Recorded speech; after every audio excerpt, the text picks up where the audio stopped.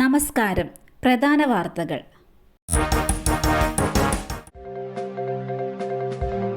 നാളെ നടത്താനിരുന്ന അമ്മയുടെ എക്സിക്യൂട്ടീവ് യോഗം മാറ്റിവെച്ചു.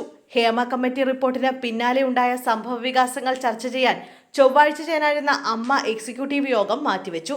മോഹൻലാലിന്റെ അസൗകര്യം പരിഗണിച്ചാണ് യോഗം മാറ്റിയത്. എക്സിക്യൂട്ടീവ് യോഗം എന്ന് ചേരണമെന്ന കാര്യത്തിൽ 2 ദിവസത്തിനകം തീരുമാനമെടുക്കുമെന്ന് ജനറൽ സെക്രട്ടറിയുടെ താൽക്കാലിക ചുമതലയുള്ള നടൻ ബാബുരാജ് പറഞ്ഞു.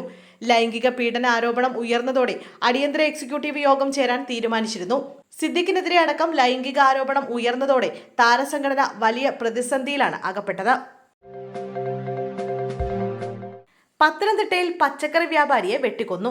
പത്തനംതിട്ട റാന്നിയിൽ പച്ചക്കറി വ്യാപാരിയെ വെട്ടിക്കൊന്നു. റാന്നി സ്വദേശി അനിലാണ് കൊല്ലപ്പെട്ടത്. സംഭവവുമായി ബന്ധപ്പെട്ട് 2 പേരെ പോലീസ് കസ്റ്റഡിയിലെടുത്തു. ആക്രമണത്തിൽ അനിലിന്റെ ഭാര്യയ്ക്കും വെട്ടേറ്റു. ഇവരെ കോട്ടയം മെഡിക്കൽ കോളേജിലേക്ക് മാറ്റി. പച്ചക്കറി വാങ്ങുന്നതിനിടെ ഉണ്ടായ തർക്കമാണ് കൊലപാതകത്തിന് കാരണമെന്ന് പോലീസ് പറഞ്ഞു. പിടിയിലായവർ നിരവധി ക്രിമിനൽ കേസുകളിലെ പ്രതികളാണ്. ആലപ്പുഴ ചിൽഡ്രൻസ് ഹോമിൽ നിന്നും 3 കുട്ടികളെ കാണാതായി.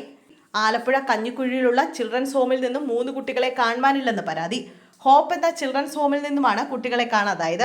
14-15 വയസ്സുള്ള 3 ആൺകുട്ടികളെയാണ് കാണാതായിരിക്കുന്നത്.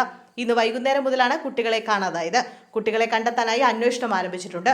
CCTV ദൃശ്യങ്ങളടക്കം പരിശോധിച്ച് വരികയാണ്. കവുങ്ങ് തലയിൽ വീണു, യുവാവിന് ദാരുണാന്ത്യം. പാലക്കാട് അട്ടപ്പാടി പൂതൂറിൽ കവുങ്ങ് തലയിൽ വീണ് യുവാവിന് ദാരുണാന്ത്യം. ആനക്കൽ നഗർ വീരനാണ് മരിച്ചത്. ആനക്കൽ നഗർ സ്വദേശി വീരനാണ് മരിച്ചത്. ഇന്ന് വൈകിട്ടാണ് അപകടം നടന്നത്. ജോലി ചെയ്യാൻ പോയ സ്ഥലത്ത് മരം മുറിക്കാൻ സഹായിക്കാൻ ചെന്നപ്പോഴാണ് കവുങ്ങ് തലയിൽ വീണത്. സംഭവ സ്ഥലത്ത് വെച്ച് തന്നെ മരണം സംഭവിച്ചു. മൃതദേഹം ആശുപത്രിയിലേക്ക് മാറ്റി.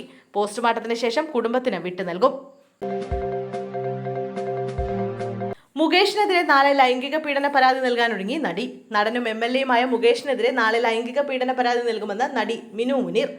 മുകേഷിനു പുറമെ ജയസൂര്യ, മണിയൻപിള്ള രാജു, ഇടവേള ബാബു എന്നിവർക്കെതിരെയും 2 പ്രൊഡക്ഷൻ കൺട്രോളർമാർക്കെതിരെയും ലോയേഴ്സ് കോൺഗ്രസ് നേതാവ് ചന്ദ്രശേഖറിനെതിരെയും നടി പരാതി നൽകും. സർക്കാർ നിയോഗിച്ച പ്രത്യേക അന്വേഷണ സംഘത്തിന് ഇമെയിൽ മുഖേന പരാതി നൽകാനാണ് തീരുമാനം. കഴിഞ്ഞ ദിവസം അന്വേഷണ സംഘത്തിലെ ഉദ്യോഗസ്ഥർ മിനുവിനെ ബന്ധപ്പെട്ടിരുന്നു. പരാതിയുമായി മുന്നോട്ടു പോകുമെന്ന് മിനു അന്വേഷണ സംഘത്തെ അറിയിക്കുകയായിരുന്നു.